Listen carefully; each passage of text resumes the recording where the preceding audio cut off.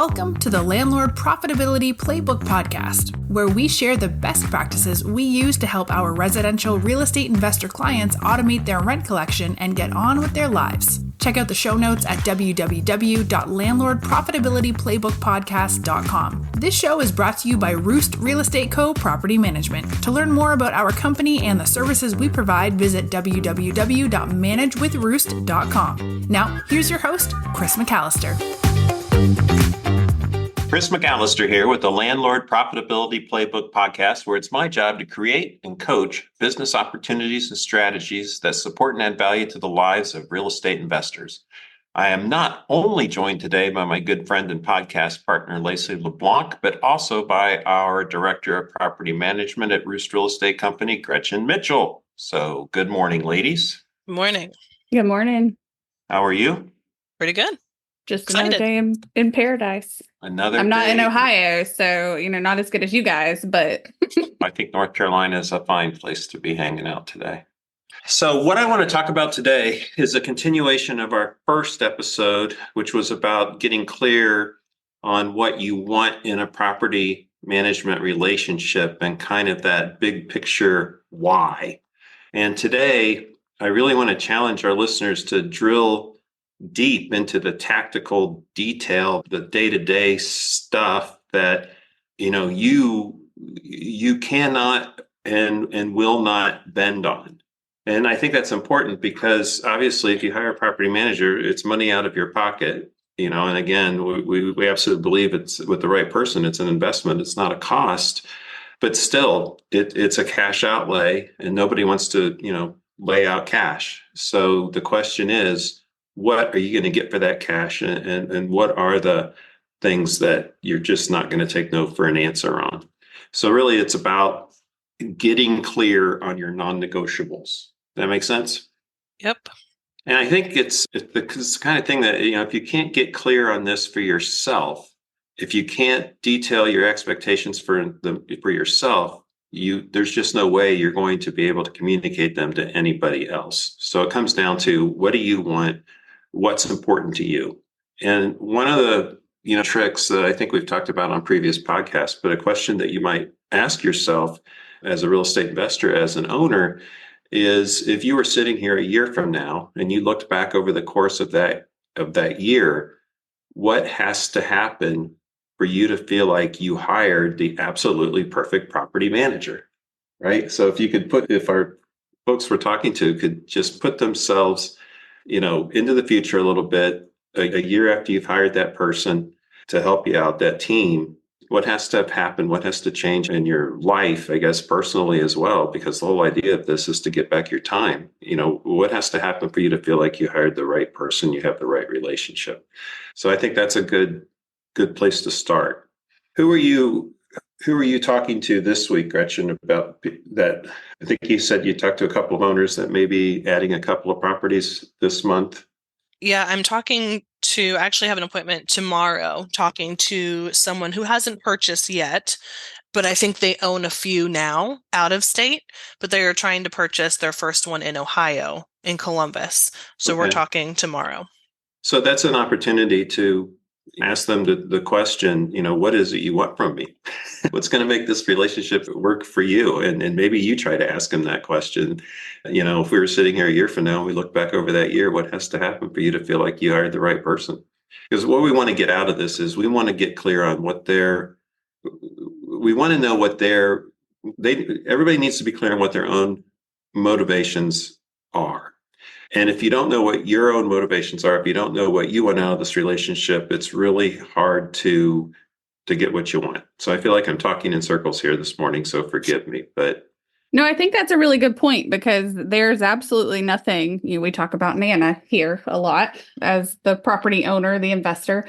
And I don't think there's absolutely nothing you could say to Nana other than, oh, I'm going to do all of these things and not charge you, right? Like that would make her want a property management company versus her team of ragtag McAlpins, my dad, my brother, my uncle, and their network. So I think that's a really good point, because, I think that if you really dig down, even if you ask Nana, what would happen in the next year that would make you feel like you made the right decision. It would be, oh, well, I'm going to make more money than I would have, because it's just she's kind of narrowed it down to a bottom line issue. So what do you say to folks who are worried about, not making as much money in spite of, forget the fact that time is money and headache is money and all those things are money. But what do you say to somebody who's like, well, I just am not sure it's worth the investment, is my question, I guess.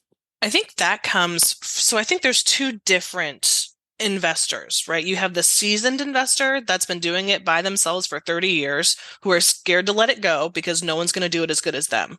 And then you have the person, I'm talking to someone today, actually after this, who just bought an 8-unit and he has no idea what to expect. So I think it's a little bit different. But when it comes to the seasoned person, or the person who's been doing it for 30, 50 years, it's just making sure that they understand that we care as much as they do, that we understand it does take time and effort and patience and a little extra attention on some certain things. And then the new people, the new investors that are coming on with us, it's more of, I don't want to say hand-holding, or babysitting, but it's more of explaining every day-to-day task to them so that they feel comfortable. And then once they get used to the routine, it just becomes easier for them. Yeah, there's sort of you don't know what you don't know. And the guy you're talking to today, he truly doesn't know what he doesn't know. He's scared to death he's going to make a mistake. He thinks there's something he should be doing and can't fathom the fact that there's nothing to do at this point because everybody paid the rent this month, right? So that's a different thing. But, if I could talk to the guy today or the guy tomorrow, two different very people, this sounds kind of crazy, but, I would really want them, I hope they ask you a similar question, right? I hope as they interview you or us or Roost Real Estate Company, that they want to find out what's important to you, what's important about this relationship from our side. And that's a crazy thing because, again, what's in it for it's about what's in it for them. But I think if you're interviewing somebody, it's an interesting question to ask. So, if I'm a property owner and I say to you, okay, Gretchen, let's turn the tables. If we're sitting here a year ago from today and we look back over that year, what has to happen for you to feel like you took on the perfect owner? Mm-hmm. And I think that's an interesting thing because a lot of property managers have never thought about it in those terms. If they're not curious about what's in it for the person they're working for, they may not even be curious about why they're really doing it for themselves, which, it's a little bit touchy-feely. It's a little bit out there, but it's something to think about because what does drive this company or individual to offer property management services? And understanding their motivation, can give you some insights into their commitment to you, to their profession, and how they approach the business of property management, and more importantly, the business of property management relationships. You can also get down to sort of the nitty-gritty obvious stuff that you want to, ask a property manager. Do you specialize in managing scattered lot housing, or do you specialize in complexes or apartment buildings?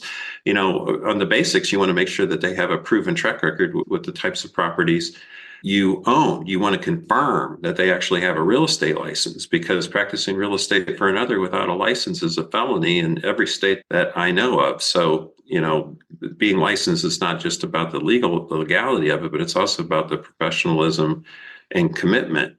Now, having said that, does the person that you're interviewing to be your property manager, are they property owners themselves? Right? Do they have any clue about what you're going through? Like when you talk to Bobby this afternoon, you know exactly what he's going through because you've dealt with this before. And I think that's huge. And as an owner interviewing a property management firm or multiple firms, you've got to figure out if the people you're talking to, understand or at least a willingness to understand your situation. And that sort of brings us to what I wanted to kind of talk about today. And I think, Gretchen, you're the perfect person to help us answer this but what is our motivation? Why are we in the property management business, at our company? What's it, what turn the tables, I guess, what's in it for us? And I think, Gretchen, you'll agree that property management was never a sideline for us. It was always a way to add value for our clients. And I don't know if how did we started? You started in 2009, right? That's when you got your license? Yeah, 2008. And then, we were managing your units. And Yeah. then that's when Dustin Owens came on, Dustin and Kathy. Yeah. And we started managing theirs. And then it just grew over time. Yeah, we started managing for other people with Dustin and Kathy in roughly 2009 after trying to figure out what we were doing, looking after our properties. And of course, I was the worst owner in the world because I was absolutely clueless and didn't know I was clueless. So that's a bad combination. But, Dustin and Kathy, if I remember right, they called, because they knew we were managing our own properties and asked if we could help them out. And the only reason we were able to pull it off was because, Gretchen had just gotten her license. You had just started, right? So you were willing to take it on, and we said yes. And then, over the course of 8 or 9 years, Gretchen, you were looking after 600 units or so in Springfield alone. So here's what I love about the business. I love the property management business because our property management clients are incredibly loyal and they're very appreciative. And for 90% of the people that we've ever worked for, it's been a great collaboration. I mean, what do you get out of it, Gretch, other than getting to work with your father every day? So I love talking to the owners when like this afternoon with Bobby buying those 8 units. I love teaching him how this works, making people feel like we're going to take care of you, working together with them. If they're one of the seasoned ones, we use property meld, and I tell them, if something, if you see a meld come across and there's a leak under the sink and this has been going on for however many years or however long, we can have those conversations of how to figure it out together. I like that we involve the owner as much as they want to be involved in. If they have questions, we're always there for them. We use our specialty in managing these properties to literally just supply their income for them. They depend on us and we do a great job taking care of them. I love the relationships and they want to add more properties and we help them buy and sell as well, but they usually add more units with us. Yeah, if it works out, they tend to buy more as soon as they possibly can. And that's a beautiful thing for them. And it's a beautiful thing for us. And, as time it's a went beautiful on, thing for me too. I would just like to Is point it? out all the way here from North Carolina, because as the marketing mind of the group, like I'm always thinking from a marketing perspective. And one of the most difficult things to do is capture what you guys are saying right now without making it feel inauthentic or insincere but I hope that people listen to this and realize that this is not a scripted conversation, right? We all just met here at 9 this morning and we're all just having a conversation about it. And this is real. And you guys kind of passion about it and your expertise in it and your joy surrounding it is very real. And you really do love what you do and you're really good at it. And all of this is true. So for somebody who's marketing or helping to market your business, it's really the ideal situation. The challenge is really, I would love to get just this piece of audio out into the world so people can hear how sincere and authentic you guys are when it comes to the business that you work every day. So dream come true for me too over here. Aw, thank you. So Gretchen was in Springfield and, over the course of 8 or 9 years, she got to like 600 units. And then we had the opportunity to get started in Columbus in 2018. And then things really started to take off in Columbus. And, we've been here ever since. And again, going back to motivation, it also kind of started at the beginning, right? So when we were doing management in 2008 and 9, I think we were still either with Remax or Real Estate 2 at the time. We didn't start Roost Real Estate Company in 2014. But, the whole idea of Roost was informed by that property management experience, those property management relationships. And I go back to, Roost was founded as a real estate firm that services all of the people in a given market that needs a roof over their heads, not just the 60% of the people or so who own the roof. And that meant from the start that we were going to be working with investors and the people who rent from them, the tenants that rent from them. And that idea of being, quote, in the shelter business has really been the essence of our success for the last 10 years at Roost. And it's interesting in the midst of all the changes with the National Association of Realtors and what's going to be happening with buyers and sellers later this summer. It's really caused me or given me the opportunity to rethink how we got started in the first place. And it's really the same as it ever was. It was important then. It's 10 times as important now. So again, I'm glad we're in this business. And I want to take it to, the next step that Laci's been helping us with, but this whole concept of home, and the marketing campaign for Roost of home is where, that home campaign, that's not just about, typical people who think about, working with the realty company that need to buy or sell the house. For us, home is not just for people who are buying, it's also people who are renting. And I don't want any distinction between the two. Everybody has reasons to buy, or other people have reasons to rent. And a lot of real estate companies look at tenants as second-class citizens. That's not where we're at. We look at tenants as just as, quote, worthy, for lack of a better word, of needing a great roof over their heads and a place to call home as anybody else does. So as we go forward for the next 10 years, if somebody was interviewing us, it really is about home and about servicing those people in a given market that need a roof over their heads. The other sort of non-negotiable points, or the other thing that I really would urge people to keep in mind and ask about when they interview a property manager, is just the basic idea of communication and accessibility. Who is your go-to person? You don't want to be in a situation where, you're suddenly getting communication or emails or texts or whatever from multiple people. And then, God forbid, those people aren't on the same page. So one of the things you want to know is, who do I go to for what? Who's my primary contact?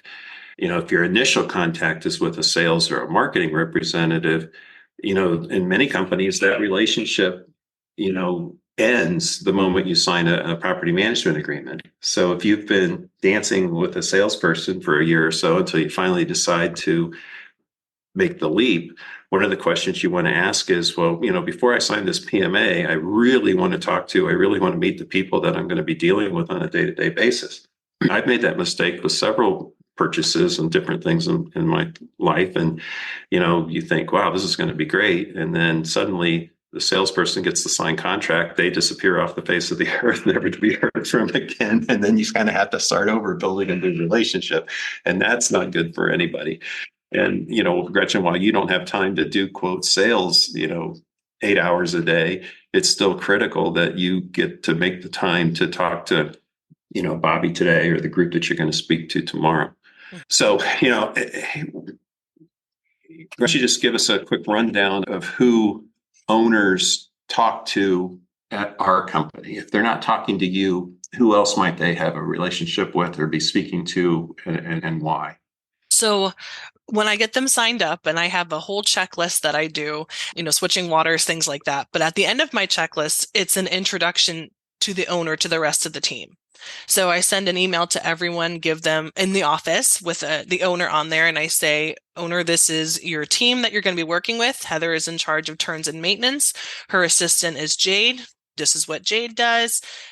Jade is really the other person on the end of the property meld chat. She wrangles the maintenance people, sets up their schedule. Heather does the turns. Here's Brenda. She's going to be advertising your property. She's going to be running the application. She's going to be signing the lease. And then you'll hear from her again in a year when it's time to renew the lease or increase the rent. I introduce everyone, and then whatever stage the house is in, I kind of let that person take it from there. But a lot of the times the team will still copy me on things, so the owner feels comfortable that the first person they talk to is still involved there. Yeah. And I think that seems to be working, and our owners seem to be very happy with that. And then, we have other team members that speak almost exclusively on a day-to-day basis with tenants. And, sometimes the owners meet them, but sometimes they never do. So, but they always know at the end of the day that, they're going to be able to get in touch with you if that's what needs to be happen, or, Tina in Springfield, or, Brenda, if it has to do with a new lease, and Heather, if there's an issue that has to be taken care of between tenants. So it's important that you know who you're talking to and why. And I know you have those discussions about how the team is structured, as you're in that courtship phase. But I think it's critical that you get that on paper at the end, and it puts everybody's minds at ease. I think it's a fair question to say, why are you interested as an owner? Why are you interested in my property specifically? helps to see if their vision is aligned with yours. Because, let's say there's two extremes here, right? Maybe you have complexes, and or maybe they're newer complexes, maybe they're older complexes, maybe it's scattered lot, but or maybe you've got some, quote, lower end properties that are in, that are functional and safe and so forth, but maybe they're not in the best of neighborhoods, and maybe that's the service you provide. You definitely want to see if the property management company you're interviewing is even willing to take those on, or do they have the expertise to work with tenants in that, I don't know what the right word is, in that price range or what have you. That's a different sort of person to work with than somebody who works exclusively with people, say in Columbus, that have $2,500 rents. So you want to know, A, if their business is aligned with yours. Maybe they don't do low-end properties. Maybe they don't do scattered lot. You want to find that out, of course. And then you want to find out, okay, you're telling me that you want to do this, and you're telling me that you're excited and so forth. Now, tell me about the systems that you have in place to ensure that you're going to succeed. So again, it's about alignment and it's about systems. Do they have experience, expertise, and the desire to work with your portfolio? And if yes, they do, then they need to show their work and be able to explain how they're going to do that. And one of the best things that comes to mind, or one of the best examples that comes to mind is, we do work with a lot of owners who have, I hate the term, but I don't know what else to use, a lower end property in Columbus, or it's a property that they have registered with Section 8 and they're willing to take on and want to take on Section 8 tenants. Well, Gretchen, tell us, is it more work to manage for Section 8 than it is to manage for not Section 8? In the beginning, absolutely it is. Absolutely it is. There's a lot of paperwork. There's inspections to go through. You really do have to work with Section 8 a lot to get it to flow well. If you have Section 8 properties and you want to continue to rent them Section 8, and we applaud that, and we support that, but you've got to make sure that the property management company has experience working with Section 8. And it's not just that they understand what it is or what the paperwork looks like, that they have relationships with the people at Section 8. You can pick up the phone and somebody will talk to you at this point. Not everybody has that luxury. And, as important as Section 8 is, and as much as we appreciate and our owners appreciate it, it's hard. It's not consistent. It's a pain in the ass. But it's something that we do, we're happy to do, our clients appreciate it. But if you're out interviewing people to look after your properties and that's where you are, and conversely, if you're looking at talking to a company that does almost exclusive assisted type financial assistance housing, they may not be the right person to list your $3,000 a month property in Victorian Village. So ask the questions, make sure they're aligned, but more importantly, make sure that the systems that they have in place, the people and the expertise support what you're trying to do. What happens when you're not aligned? Can you give me an example of something that I think you guys do a great job of asking the right questions in advance, right? To make sure that you're aligned with your property management owners. But we didn't always surely do that, something Laci. has happened. Yes. Surely you have an example for me of, we talk a lot on the agent side about how the alignment with your broker is so important and what can happen if, you're not in alignment with what can happen if you're not in alignment with your property management company. Give me a worst case scenario for people out there. Make this like the murder mystery of podcasts for real estate today. We've been very open about the fact that this business has been, it got really tough coming out of COVID. And it took us a good year and a half to, get back to where we're super excited and proud of the business and excited to expand and, collecting 5-star reviews and all that stuff. But God knows we've made a ton of mistakes, and we made a lot of mistakes when we first moved into Columbus. And the biggest one was we just literally signed up any owner that you could possibly, that even knocked on our door looking for help. We didn't do a good screening of the owner. We didn't do a good screening of the properties. We really didn't know what we were getting into. And, and things would get to the point where issues would come up, issues would escalate to the point where, they were on my desk. And I would go back and it's like, holy crap, why did he sign up with us? And why did we ever sign up with him? It was just a stupid thing to do. We weren't aligned. We didn't have anything in common. What he wanted was very different than what we could provide. What we expected from him as an owner was nothing that he was capable of giving us. And, again, I don't want to get too deep into it or, start naming names and all that. But, we have made the mistake in the past of signing up owners that we weren't aligned with, and it's been a disaster. And what I want people to hear out of this podcast is you want to make sure when you're interviewing for a property manager or a new property manager that you ask every question that we can think of for you to ask to make sure that you don't make the same mistakes we have or the same mistakes that other owners have made. Because at the end of the day, it's our fault. We signed them up. So we're the ones that let them down. But just don't put yourself in that position to have to go through 6 months of hell and, give up on the whole idea. Yeah, I love the analogy. I love the franchise analogy where, you've made mistakes so other people don't have to. And I feel like that's very common in the franchise business. Maybe don't go out and buy, a restaurant franchise if you've never desired to have a restaurant or never eaten at that restaurant, or you don't know anybody who enjoys that restaurant. Or, there has to be, it's a business decision. There has to be that discernment and that time and all of that energy put towards making the right one. So yeah, I love the you guys take on that. So the next point of alignment, the next place to get clear in your non-negotiables is under the heading for me of commitment and legal understanding. So your property manager has to recognize that they have a fiduciary duty as well as an agency duty. They have a fiduciary duty to you, and that their agency is always to you, the owner. That's critical. It's a legal distinction. We are required to treat our owners as our clients, and we are also have legal and ethical responsibilities to our tenant customers as well. But there is a choice between who we represent. At the end of the day, we always represent the owners, but we obviously treat the tenants with all the respect and so forth that we possibly can.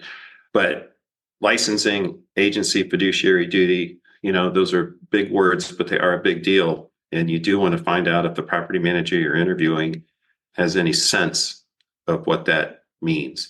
The other thing you want to be aware of, and that has to be a non-negotiable, is successful management requires, full broker involvement. And I'm fortunate that we have Gretchen, but make no mistake, Gretchen is also a broker in Ohio as well. So, she's not just an agent, she's a licensed real estate broker. So you want to make sure that, whoever's in charge of that company, that they are as devoted to you as the person who's trying to sell you their services. So there's a lot, they need to understand the complexities of maintaining, trust accounts, escrow accounts, things like that. The thing that could cause a property management company to lose their license in 10 seconds is if they aren't keeping accurate records on behalf of their owners, or God forbid, they're commingling owner money with brokerage money and so forth. So that's a critical non-negotiable point that I would hope that you would adopt. And then the other question is, when you think about commitment, so you've got the legal part, the accounting part, but the other question you want to ask, what you really want to figure out is, for the person or the company you're interviewing, is property management their primary business, or is it just a side hustle for extra income? That's going to affect their level of commitment. There are a lot of folks out there who, when their sales business gets soft for whatever reason, they'll start to take on a few property management clients, and then it grows and grows, and it's a side hustle. The problem is, somebody can get away with that for, a dozen units, let's say. But if suddenly they've started to do that over and they got 50, 60 units and they have no help and they don't have the support of their broker, and they're just doing it because it's extra income on the side, I would say be, very aware of that. Now, that doesn't mean that there aren't incredibly professional, boutique brokerages or agents that, only work with specific clients and they're able to do that. That, I don't mean to disparage that, but I do want you to be aware, if the person you're talking to is only interested in this as a side hustle versus something that their entire company is committed to. Does that make sense? Absolutely. And then we talk about compatibility and performance. Again, ask them, do they manage portfolios that are similar to yours? And if that's the case, that's a great place to start. Ask them, do you own real estate yourselves? I can't tell you how many property managers or people who hold themselves out as property managers don't own any rental property whatsoever, or have never owned rental property. And somebody who's never owned rental property, they're going to have a hard time putting themselves in your shoes as an owner. Again, relationships with entities like Section 8, PRC, code enforcement, the water department. You want to find a property manager who has good relationships with them. It's the biggest red flag you can find and you can kind of sense this if your property manager sort of has an adversarial relationship or an us and them attitude towards these other stakeholders in the community. If they don't embrace those folks and take them on as collaborators and partners, then they're going to have a hard time managing your properties the way you want them managed.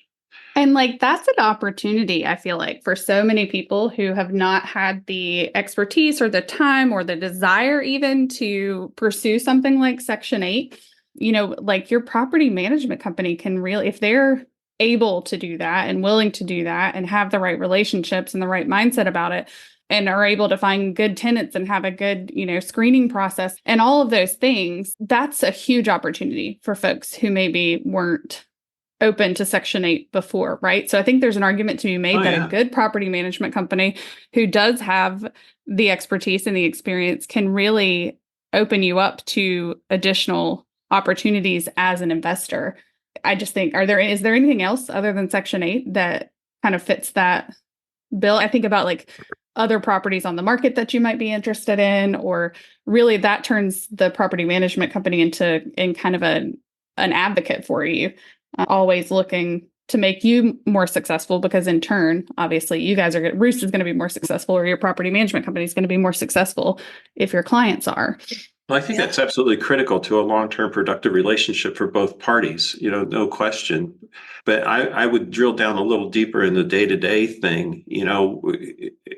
I don't know, Gretchen, if it happens so often in Columbus, but there was a time, in Springfield where if a tenant didn't mow the grass, or if somebody dumped trash in the alley behind a house or whatever, the people at code enforcement at the city would pick up the phone and call you because they knew that you would respond immediately and take care of it. But they wouldn't have done that if you were the kind of person that says, aggressive go pound sand, right. Send me a letter. I don't care.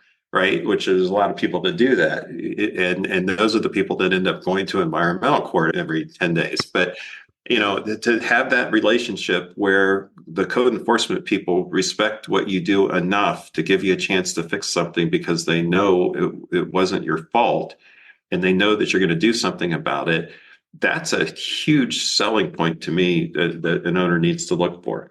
I remember you guys used to talk to Ray at the water department all the time, right? Because Ray knew that, you managed a ton of properties, and if something was wrong, that it would take care of it. So I think that's an absolute non-negotiable that people should ask about. Well, yeah, it's definitely a big deal, especially with code enforcement, because they will take you to environmental court immediately, or they will work with you. So even at code enforcement, the relationships are awesome right now. I mean, we just pick up the phone. Hey, I got this letter. I promise to have it done by this day, or here's my plan. And we end up being friends on Facebook, and it works out fine. So as long as you're not aggressive and, angry with people you need to take as a partner, then it works out really well. The other thing, there's two more things that I really want to touch on before we sign off today. And this next one is profitability. I think it's important that you ask the property manager, is their business profitable?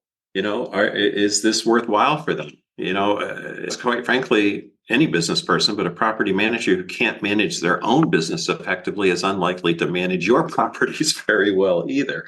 So, God knows we've had, periods of, being comfortably, in the black. And then we've had periods coming out of COVID where we were uncomfortably in the red. And at that point, it's my job to make sure that we manage the business appropriately to get through that. Because if we can't take care of ourselves, we can't take care of anybody else. So I don't think it's too forward a question to ask a potential property manager, how are you doing?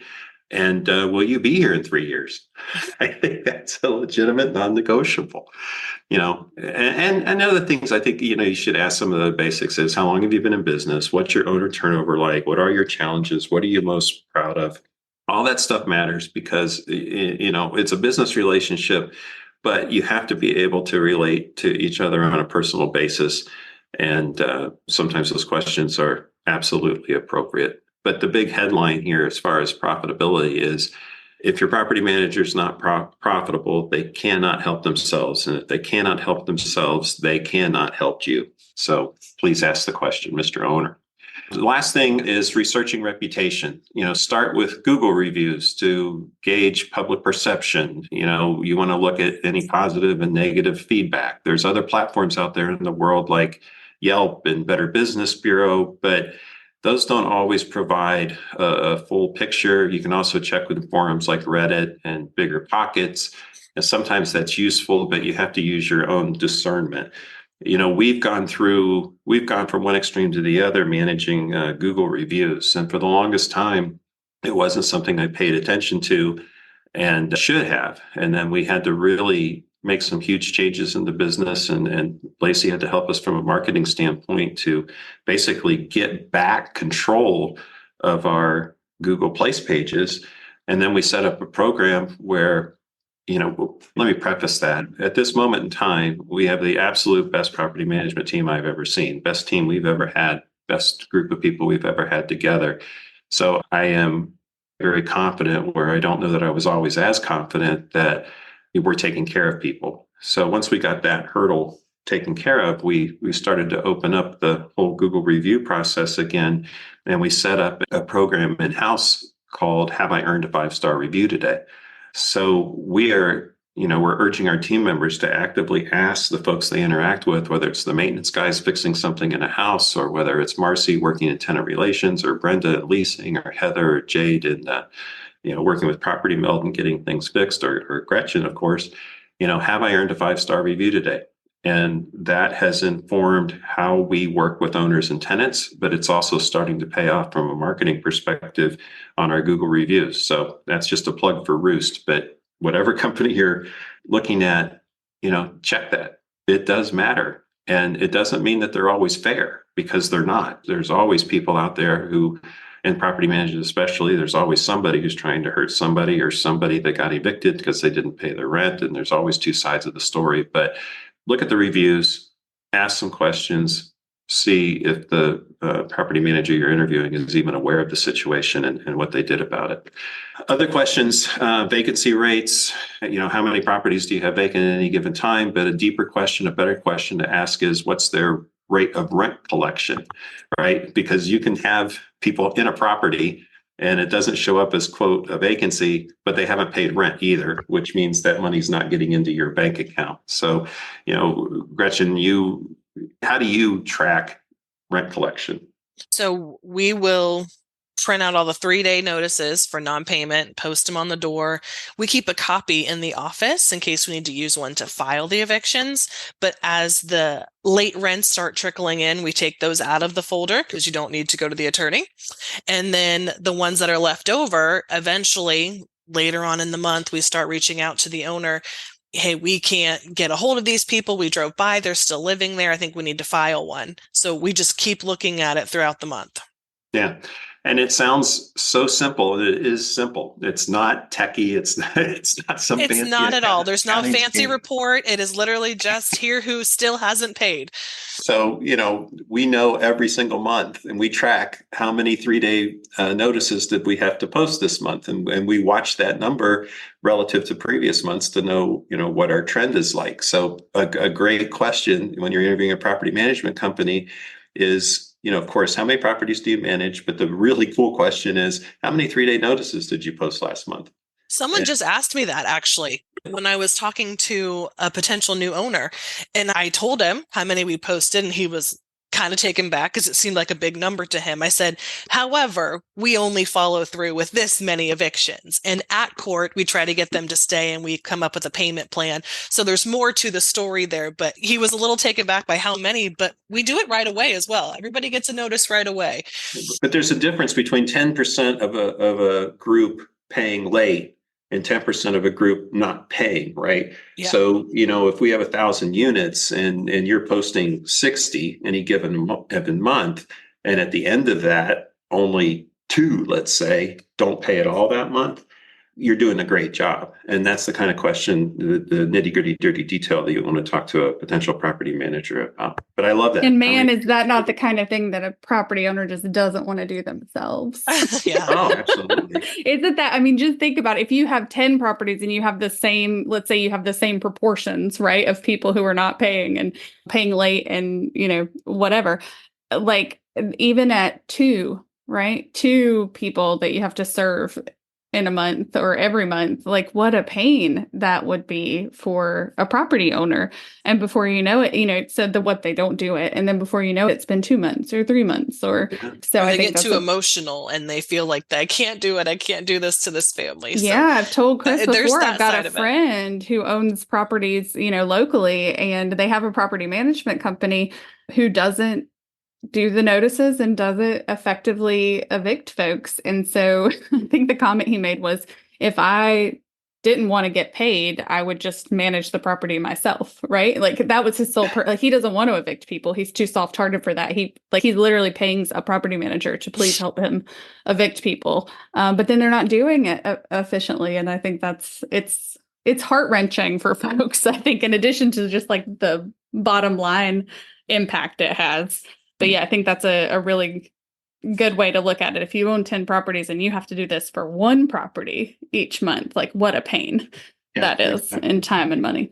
So that's probably the best tip of the day is the question, how many 3 days did you post last month? But how a management company handles evictions and so forth tells you a lot about their efficiency and effectiveness in managing challenging situations. So we're almost at a full hour here, ladies. So in conclusion, I think just to sum it up, this whole episode comes down to communicating your minimum expectations and non-negotiables up front. And that's going to establish a foundation for a productive relationship with your property manager. And as we talked about, just as importantly, you want to know what non-negotiables your property manager has for you as an owner. So it is a two-way street. It's important that there's a meeting of the minds there. It's crucial to align your goals, your processes, and responsibilities to ensure that your investments are managed effectively. So anything else before we wrap up today? I don't think so. Well, I think this has been pretty darn good. It's always fun to talk this through and get clear on the things that maybe we're not super clear on because we're in it every single day, but it's nice to talk it through and get excited about a few things and share them. So I appreciate you both. Thank you very much. Thank you. See you next time. Bye. And there we have it. Thanks for listening in. If you want to continue the conversation, go to www.landlordprofitabilityplaybookpodcast.com. That's the Landlord Profitability Playbook Podcast.com, where we have additional information about the podcast and archived episodes. We'll be back next time with another episode of the Landlord Profitability Playbook Podcast.